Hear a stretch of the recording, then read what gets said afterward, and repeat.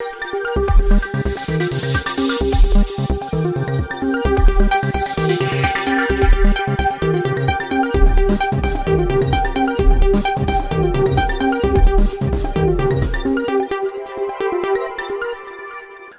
നിലവറ വിശേഷങ്ങളിലേക്ക് സ്വാഗതം.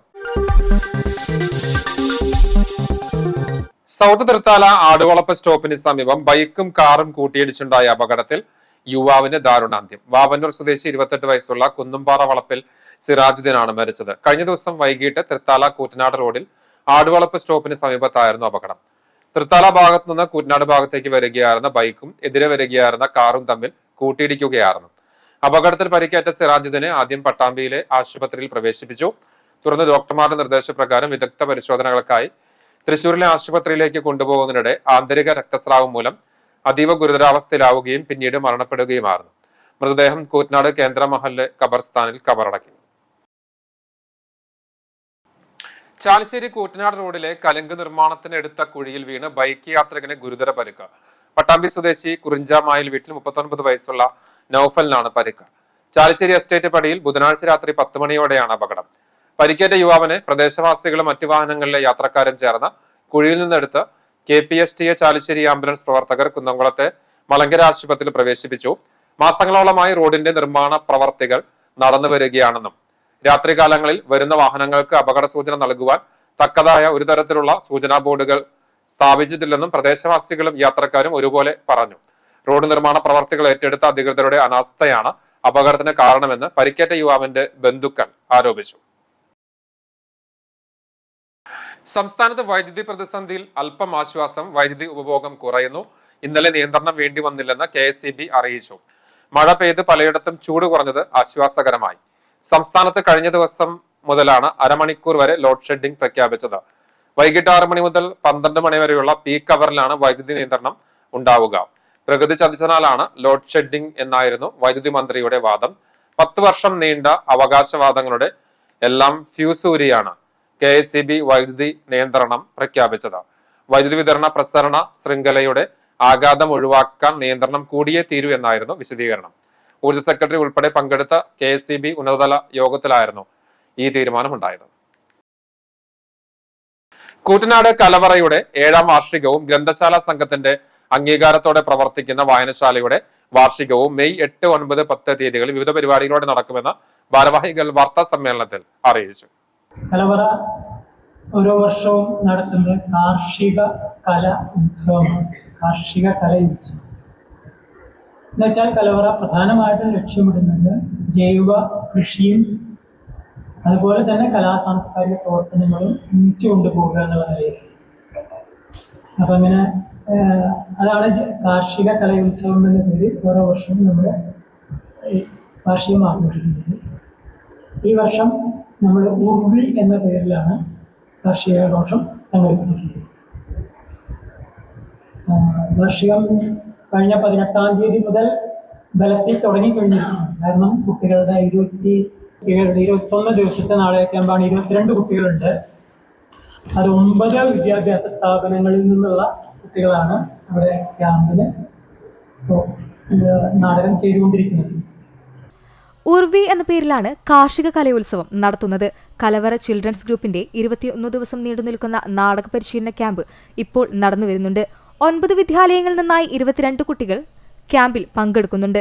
ഇത്തവണ ഫിലിം ഫെസ്റ്റിവലും സംഘടിപ്പിച്ചിട്ടുണ്ട്. പ്രാദേശിക കലാകാരന്മാരുടെ 6 സിനിമകൾ ഏപ്രിൽ 30, മെയ് 2, 3, 6, 7 തീയതികളിൽ പ്രദർശിപ്പിക്കും. 2024 മികച്ച നടിക്കും നവാഗത സംവിധായകനുമുള്ള അവാർഡുകൾ കരസ്ഥമാക്കിയ തടവാണ് ആദ്യ ചിത്രം. രാംദാസ് കടവല്ലൂരിന്റെ 3ാമത്തെ ചിത്രമായ സത്യപുല്ല് മെയ് 2 പ്രദർശിപ്പിക്കും. മെയ് 3 MG ശശി സംവിധാനം ചെയ്ത ഇടിമുഴങ്ങിയത് ആർക്കുവേണ്ടി എന്ന ചിത്രം സ്ക്രീനിലെത്തും. മെയ് 6 തീയതി ആദിത്യ ബേബി സംവിധാനം ചെയ്ത ആംബ്രോസിയ എന്ന ഫീച്ചർ ഫിലിം പ്രദർശിപ്പിക്കും. മെയ് 7 തീയതി സൂരജ് ദേ സംവിധാനം ചെയ്ത 90കളുടെ വസന്തങ്ങൾ, ജിഷ്ണു K മനോജ് സംവിധാനം ചെയ്ത ക്രോസ് സെക്ഷൻ എന്നീ സിനിമകളും പ്രദർശിപ്പിക്കും. എല്ലാ ദിവസവും വൈകിട്ട് 6:30 പ്രദർശനം.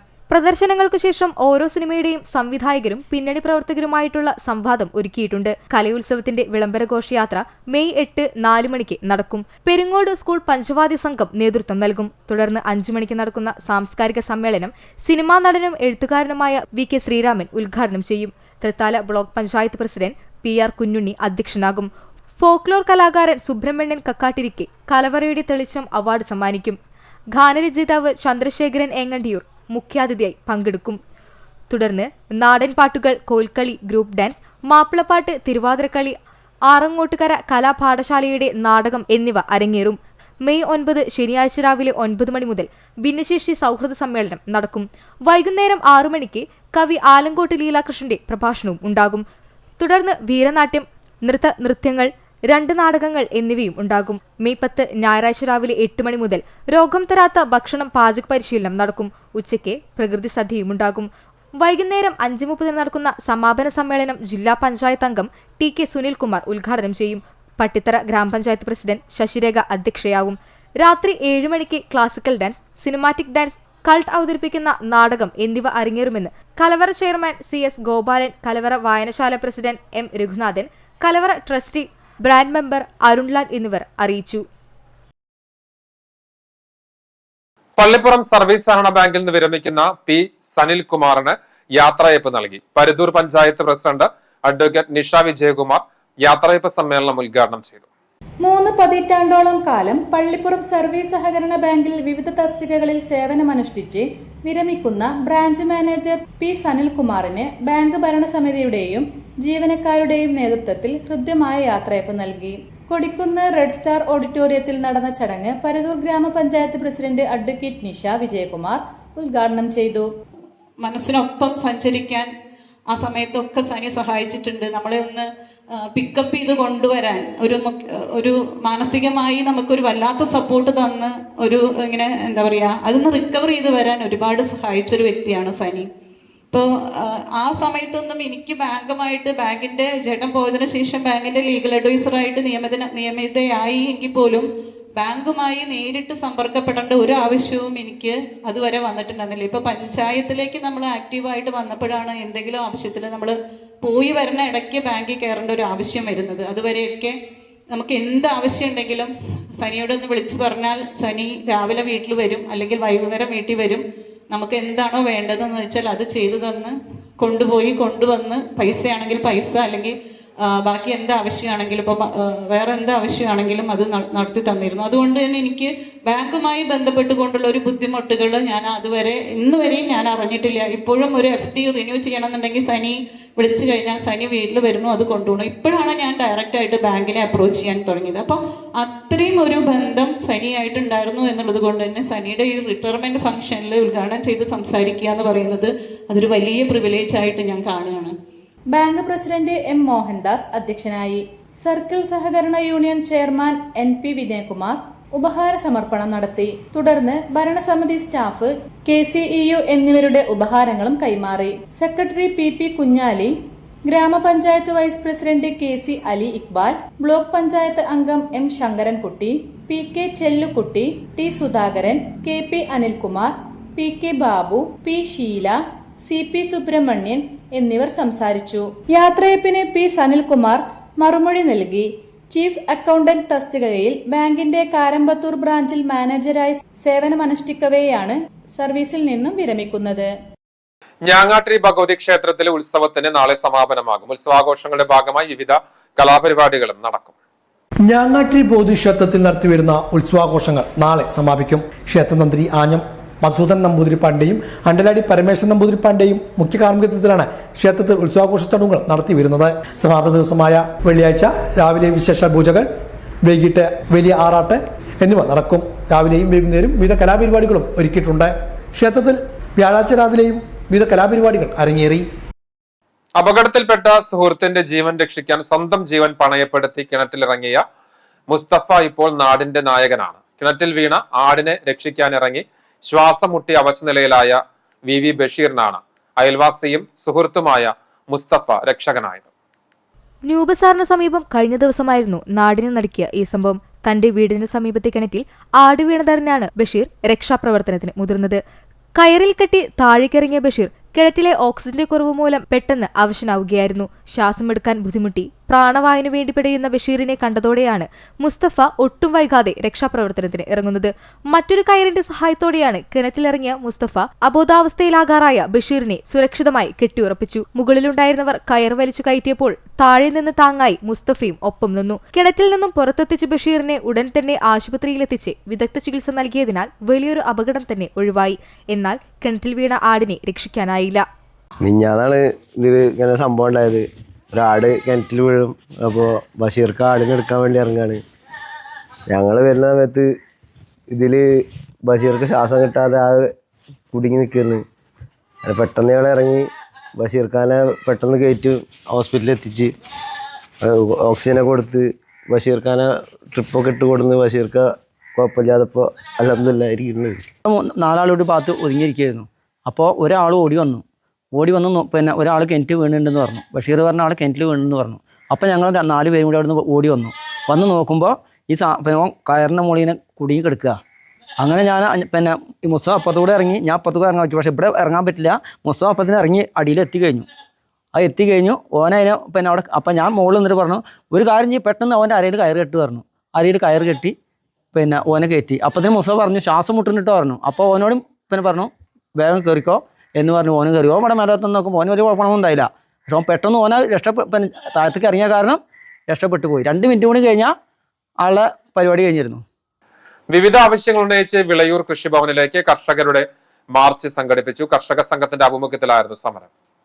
നെല്ല് സംഭരണത്തിലെ അപാകതകൾ പരിഹരിക്കണമെന്നുൾപ്പെടെയുള്ള ആവശ്യങ്ങൾ ഉന്നയിച്ചാണ് കേരള കർഷക സംഘത്തിന്റെ നേതൃത്വത്തിൽ വെളിയൂർ കൃഷിഭവനിലേക്ക് മാർച്ച് നടത്തിയത്. സംസ്ഥാന വ്യാപകമായി നടത്തുന്ന സമരത്തിന്റെ ഭാഗമായി കൂടിയായിരുന്നു വെളിയൂരിലും കർഷക സംഘത്തിന്റെ നേതൃത്വത്തിൽ സമരം സംഘടിപ്പിച്ചത്.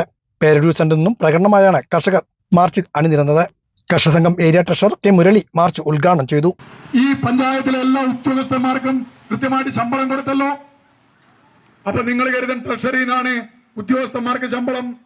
ട്രഷറിന്നല്ല. പഞ്ചായത്തിലെ ജീവനക്കാർക്ക് ശമ്പളം കൊടുക്കുന്നത് പഞ്ചായത്തിന്റെ PD അക്കൗണ്ട് വഴിയാണ്. പഞ്ചായത്ത് അക്കൗണ്ടിലുള്ള പണം ഉപയോഗപ്പെടുത്തി എല്ലാ ഉദ്യോഗസ്ഥന്മാർക്കും 4 മാസത്തെ ശമ്പളം കൊടുത്തു. അംഗനവാടികൾ ഉൾപ്പെടെ പഞ്ചായത്തിന്റെ കീഴിലുള്ള എല്ലാ തദ്ദേശ സ്വയംഭരണ സ്ഥാപനം നിയന്ത്രിക്കുന്ന സ്ഥാപനങ്ങളിലും പേപ്പർ ടെന്റെ പൈസ കൊടുത്തു. എല്ലാ കറണ്ട് ബില്ലും നിങ്ങൾ കൊടുത്തു. എല്ലാ ഉദ്യോഗസ്ഥന്മാരുടെ ശമ്പളം കൊടുത്തു. എല്ലാ കുടിശ്ശികയും തീർത്തപ്പോ ഈ പാവപ്പെട്ട കൃഷിക്കാരന്റെ പൈസ കൊടുക്കാൻ കേരള ഗവൺമെന്റ് പണം തന്നില്ല എന്ന ന്യായം എങ്ങനെ നിങ്ങൾ നാട്ടുകാരോട് പറയുക? തീർത്തും തെറ്റായ സമീപനം, കൃഷിക്കാരെ ദ്രോഹിക്കുന്ന സമീപനം, കൃഷിക്കാരന്റെ ഫണ്ട് തടഞ്ഞു വെക്കുന്ന സമീപനം നിങ്ങൾ സ്വീകരിച്ചു. പിന്നെ നിങ്ങൾ ചെയ്തെന്താ? മാറ്റം വേണം എന്ന് പറഞ്ഞ് നിങ്ങൾ രണ്ടാമത് ചെയ്തത് ഈ നാട്ടിൽ മാലാഖ കുഞ്ഞുങ്ങൾ എന്നറിയപ്പെടുന്ന നമ്മളെല്ലാവരും കണ്ണു തുറന്ന് കാണുകയും കാതു തുറന്ന് കേൾക്കുകയും മനസ്സുകൊണ്ട് സഹായിക്കുകയും പണം കൊണ്ടുൾപ്പെടെ അവരോടൊപ്പം നിൽക്കണം എന്നും പറയുന്ന ലോകാരോഗ്യ പ്രസ്ഥാനം മുന്നോട്ട് വെക്കുന്ന ഏറ്റവും പാവപ്പെട്ട ഭിന്നശേഷി കുട്ടികൾ. തുടർന്ന് കൃഷിഭവന് മുന്നിൽ മാർച്ച് സമാപിച്ചു. തുടർന്ന് നടന്ന ധർണ CPM area secretary P Gopalakrishnan ഉദ്ഘാടനം ചെയ്തു. ഈ തെരഞ്ഞെടുപ്പിൽ വൻതോതിൽ പണം പിരിക്കാം. അധികാരത്തിൽ വരുന്ന പാർട്ടിയാണ് എന്നതുകൊണ്ട് വലിയ പണപ്പിരിവ് നടത്താം. അതാ ഒരു ലക്ഷ്യം. രണ്ടാമത്തതും പ്രധാനപ്പെട്ടതുമായ ലക്ഷ്യത്താണ് ഉദ്യോഗസ്ഥന്മാരെ മരവിപ്പിക്കാം, മിരട്ടാം. സർക്കാരിന്റെ അവസാന കാലത്ത് ഏത് സർക്കാരും ഒരുപാട് നല്ല കാര്യങ്ങൾ ചെയ്യാറുണ്ട്. ചില നല്ല കാര്യങ്ങൾ പൂർത്തിയാക്കേണ്ടതുണ്ട് സർക്കാരിന്. ഉദ്യോഗസ്ഥന്മാരുടെ സഹായം സർക്കാരിന് നിർബന്ധം. അപ്പൊ ഉദ്യോഗസ്ഥന്മാരെ മിരട്ടാൻ വേണ്ടി, മര്യാദയ്ക്ക് നിന്നോ ഞങ്ങളാ വരാൻ പോകുന്നത് എന്ന് പേടിപ്പിക്കാൻ വേണ്ടിയാണ് കോൺഗ്രസ് നേതാക്കൾ പ്രഖ്യാപനം നടത്തുന്നത്. P രാജൻ, K മണികണ്ഠൻ തുടങ്ങിയവരും പങ്കെടുത്ത് സംസാരിച്ചു. കർഷക സംഘത്തിന്റെ നേതൃത്വത്തിൽ മുതുതലയിലും കൃഷിഭവന് മുന്നിൽ മാർച്ചും ധർണയും നടത്തി. കർഷക സംഘം area vice president T Gopalakrishnan ധർണ ഉദ്ഘാടനം ചെയ്തു. KM Vasudevan, M Sudhakaran, M Parameswaran തുടങ്ങിയവർ പങ്കെടുത്ത് സംസാരിച്ചു. കൊപ്പത്ത് നടന്ന സമരം ഏരിയ പ്രസിഡന്റ് P വിജയകുമാർ ഉദ്ഘാടനം ചെയ്തു. U അരുൺകുമാർ അധ്യക്ഷനായി. തിരുവേപ്പൂരിൽ നടന്ന സമരം CM നീലകണ്ഠൻ ഉദ്ഘാടനം ചെയ്തു. പട്ടാമ്പിൽ നടന്ന സമരം N രാജൻ ഉദ്ഘാടനം ചെയ്തു. സഹകരണ ബാങ്കിനെ ഏൽപ്പിച്ചു. പൈസ കൊടുക്കാനുള്ള ഉത്തരവാദിത്വം അപ്പൊ അതേ ആയിട്ടുള്ളൂ. ഞങ്ങൾ ആവശ്യപ്പെടുന്നതല്ല നെല്ല് സംഭരണം മുതൽ നെല്ലുകാരുടെ ചൂഷണം ഇല്ലാതാക്കാനും ഒക്കെ തന്നെ സഹകരണ ബാങ്ക് മുഖേന നെല്ല് ഏറ്റെടുത്ത് അതിന്റെ പൈസ കർഷകർക്ക് കൊടുക്കണമെന്നാണ് നമ്മുടെ ആവശ്യം. പക്ഷെ ഒരു ഘട്ടം വിജയിച്ചു. സഹകരണ ബാങ്ക് പൈസ കൊടുക്കാൻ തയ്യാറായി. നമുക്ക് ഈ PRS നമ്മുടെ കയ്യിൽ കിട്ടിയ ബാങ്കിൽ കൊടുക്കുക. അപ്പൊ കാശ് കിട്ടില്ല. പിന്നീട് എന്ത് വേണം? പാലക്കാട് സപ്ലൈകോയിൽ കൊണ്ടുകൊടുക്കണം. ഈ PRSകളൊക്കെ അപ്രൂവ് ചെയ്യണം. അതും വലിയൊരു കടമ്പേട്ടോ, വലിയ കടമ്പയാണ്. അതിന് നേരത്തെയൊക്കെ മില്ലുകാരാ കൊണ്ടുകൊടുത്ത് ശരിയാക്കിയത്. ഇപ്പൊ പാടശേഖര സമിതി സെക്രട്ടറിമാരെ ഈ PRSുമായിട്ട് PMOന്റെ മുമ്പിൽ പോകണം. PMO അവിടെ ചെന്ന് കഴിഞ്ഞാൽ തന്നെ പ്രാരാബ്ദ പറയാം, ഇവിടെ സ്റ്റാഫില്ല, അതില്ല എന്നൊക്കെ പറയും. അപ്പൊ നമ്മളൊക്കെ കേട്ടുന്ന പ്രശ്നമാണ്. വല്ലപ്പുഴ സെൻട്രൽ മെക് 7 ഹെൽത്ത് ക്ലബിന്റെ വാർഷികാഘോഷം വിവിധ പരിപാടികളോടെ നടന്നു. വല്ലപ്പുഴയിൽ ഒരു വർഷമായി നടന്നു വരുന്ന ലേഡീസ് വിഭാഗം മെക് 7 ഹെൽത്ത് ക്ലബിന്റെ വാർഷികമാണ് വിവിധ പരിപാടികളോടെ നടത്തിയത്. മെക് 7 ഫൗണ്ടർ ക്യാപ്റ്റൻ സലാഹുദ്ദീൻ വാർഷികാഘോഷത്തിന്റെ ഉദ്ഘാടനം നിർവഹിച്ചു. പ്രഭാതവേളയിൽ നാം ചെലവഴിക്കുന്ന ഏതാനും മിനിറ്റുകൾ നമ്മുടെ ആരോഗ്യ പരിപാലനത്തിന്റെ ജീവനാഡിയായി മാറുകയാണെന്ന് ഉദ്ഘാടന പ്രസംഗത്തിൽ അദ്ദേഹം സൂചിപ്പിച്ചു.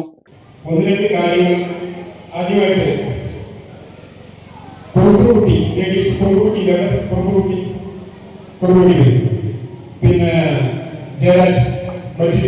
ഈ 3 മാളികൾക്കും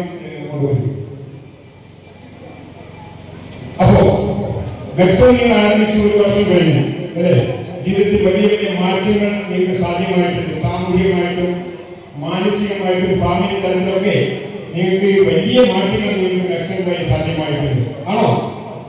കിട്ടിയിട്ടുണ്ടോ അല്ലേ? ജീവിതത്തിൽ ഒരിക്കൽ പോലും അനുഭവിക്കാൻ കഴിയാത്ത സന്തോഷം അല്ലെ? അത് നമുക്ക് ഒരിക്കലും കാശ് നമുക്ക് കടയിൽ പോയി വാങ്ങാൻ കഴിയാത്തൊരു സംഭവമാണ്. സന്തോഷവും അഭിനിവേശവും ഊർജ്ജവും ഒക്കെ കാശ് കിട്ടുമോ? ഇല്ല. അതിന് സെന്ററിൽ തന്നെ വേണം. Centre chief coordinator Saifunisa Moinuddin അധ്യക്ഷയായിരുന്നു. Mec 7 ambassador doctor Arakkal Bava മുഖ്യപ്രഭാഷണം നടത്തി. ഡോക്ടർ മുസഫ തോട്ടുങ്ങൽ ആരോഗ്യ പരിപാലനം വ്യായാമത്തിലൂടെ എന്ന വിഷയത്തിൽ ക്ലാസ് എടുത്തു. ട്രെയിനർ നജില റിപ്പോർട്ട് അവതരിപ്പിച്ചു. KP അബൂബക്കർ, KT ജയകൃഷ്ണൻ, സേതലവി മാനു, ജില്ലാ ട്രെയിനർ KPA ഗഫൂർ, വെല്ലപ്പുഴ ഗ്രാമപഞ്ചായത്ത് president Bindu Santhosh, Mec 7 Vellappuzha coordinator EKM Basheer, Pattambi area coordinator Sethalavi, EP Akbar, M Beeran Haji, MTA Nasar, KP Musthafa, Noorjahan, KP Nasar, Jithesh Makkaraparamba, Jamal Paravikkal, EKM Ashraf, EK Shihab, Shahjahan, advocate Muhammad Ali Mattanthalam, Sumayya Basheer, Jaseena Basheer തുടങ്ങിയവർ സംസാരിച്ചു. പ്രധാന ട്രെയിനർമാരെയും കോർഡിനേറ്റർമാരെയും ചടങ്ങിൽ ആദരിക്കുകയും ചെയ്തു. സാഹസികമായി സുഹൃത്തിന്റെ ജീവൻ രക്ഷിച്ച മുസ്തഫയെ ടീം ഓഫ് ന്യൂ ബസാർ കൂട്ടായ്മ ആദരിച്ചു. വ്യാഴാഴ്ച രാത്രി സംഗമം ഓഡിറ്റോറിയത്തിൽ നടന്ന ചടങ്ങിൽ ചാലിശ്ശേരി SI, വിവിധ രാഷ്ട്രീയ പാർട്ടി പ്രതിനിധികൾ തുടങ്ങിയവർ പങ്കെടുത്തു. മുസ്തഫയുടെ സംയോജിതമായ ഇടപെടൽ നാടിനെ ഒന്നാകെ അഭിമാനകരമായി മാറിയിരിക്കുകയാണ്. ഇതോടെ നിലവിലെ വിശേഷങ്ങൾ പൂർണ്ണമാവുകയാണ്. നമസ്കാരം.